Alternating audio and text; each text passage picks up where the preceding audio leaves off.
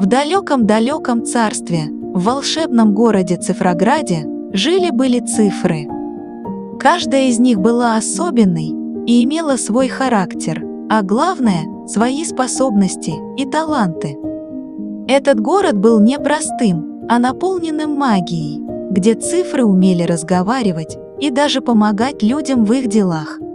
Единица, самая стройная и быстрая из всех, постоянно носилась по улицам города. Ее резвый голос был слышен повсюду. «Кто первый?» «Я первая!» — кричала она, прыгая с камешка на камешек. Двойка была другой, она никогда не любила быть одна. «Кто пойдет со мной играть? Вдвоем ведь всегда веселее!» Звала она, бегая по площади. Тройка, всегда немного застенчивая, сидела в тени под деревом и читала свои любимые книги с задачками. «Может, кто-то хочет порешать со мной задачки?» Спрашивала она робко, но редко кто соглашался. Четверка, сильная и мощная, носила на своих плечах большие грузы. «Помогу вам перенести что угодно. Давайте вместе», — предлагала она, и никто не сомневался в ее силе. Пятерка была грациозной и всегда немного кокетничала. «Смотрите, как красиво я могу писать себя на бумаге», — говорила она с улыбкой, и все любовались ее безупречным внешним видом. Шестерка была веселой и любила устраивать вечеринки. «Собирайтесь все ко мне. Пошутим и потанцуем». Звала она друзей, и праздник всегда удавался.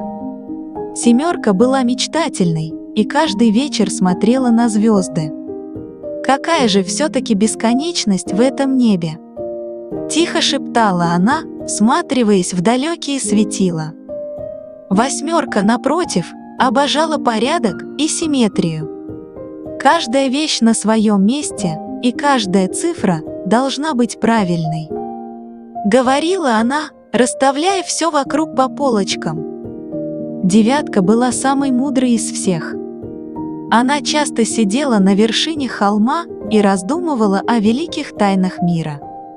«Все вопросы имеют ответы, если ты готов их найти», — говорила она тихо, когда к ней приходили за советом.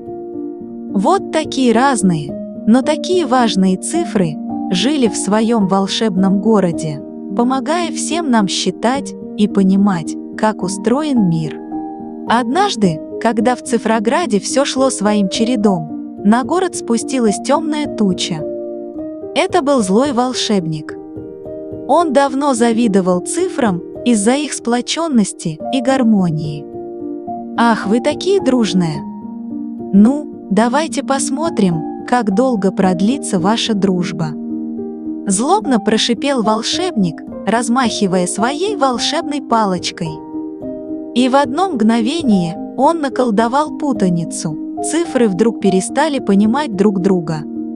Единица уверяла, что она самая важная, потому что без нее не будет никакого счета. «Я – начало всего!»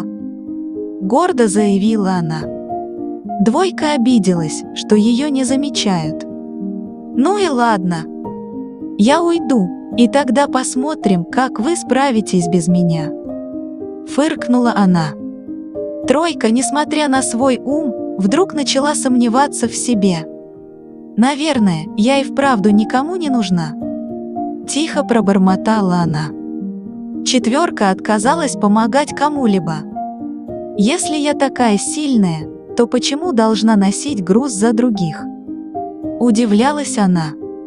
Пятерка же решила, что ее красота важнее всех. «Я – начало всего!» – гордо заявила она. «Зачем мне помогать вам? Я и так самая лучшая!» Улыбнулась она, покручивая локон. Шестерка, вместо того, чтобы шутить, вдруг стала серьезной. «Может, я вообще зря всех развлекала?» — сказала она, отвернувшись. Семерка больше не мечтала, а просто сидела и грустила. Восьмерка, потеряв свою уравновешенность, перестала заботиться о порядке. «Все равно теперь все не имеет смысла», – вздохнула она. Девятка, хотя и была мудрой, но теперь не могла найти выход из этой путаницы. Но в одном далеком городке жил мальчик по имени Петя. Он очень любил цифры и замечал, что что-то пошло не так в его любимых задачках. Цифры будто перестали правильно складываться и множиться. Что же случилось? Надо идти в Цифроград и выяснить все самому, решил он. Когда Петя прибыл в Цифроград, он сразу увидел, как все цифры обижены и недовольны друг другом. «Почему вы поссорились? Ведь вы всегда были такими дружными», – удивился Петя. Цифры начали рассказывать ему, что каждая из них думает, что именно она самое важное, и поэтому не могут больше дружить. «Но это же неправда!» – воскликнул Петя. «Каждая из вас имеет свое значение и свою роль». Единица подошла к Пете и спросила: «А разве я не самое важное?» Петя улыбнулся и ответил: «Конечно, ты важна, единица. Ты первая, и без тебя не было бы начала. Но и другие цифры также важны. Без двойки ты не сможешь играть в паре, а без тройки – решать задачи».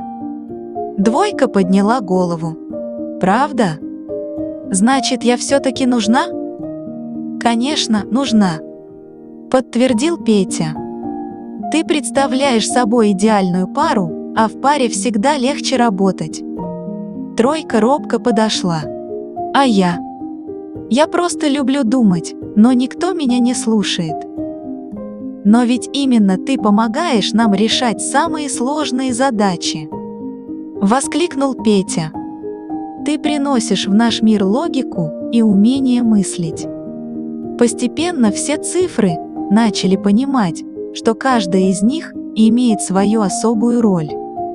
Четверка снова почувствовала себя сильной и готовой помочь. Пятерка увидела, что ее красота – это еще и способность вдохновлять. А шестерка вновь начала шутить, радуя всех вокруг. Цифры поняли, что только вместе они могут быть настоящей командой. Они помирились и вернулись к своей обычной жизни. Злой волшебник, увидев, что его план провалился, исчез навсегда, больше не смея портить дружбу жителей Цифрограда. Теперь в Цифрограде снова царила гармония. Петя стал почетным гостем и другом для всех цифр. И каждый раз, когда кто-то в мире не мог справиться с математическими задачками, Петя знал, что цифры всегда придут на помощь, если они будут работать вместе. И так, живя в дружбе и взаимопонимании, цифры Цифрограда помогали детям всего мира учиться считать и решать задачи.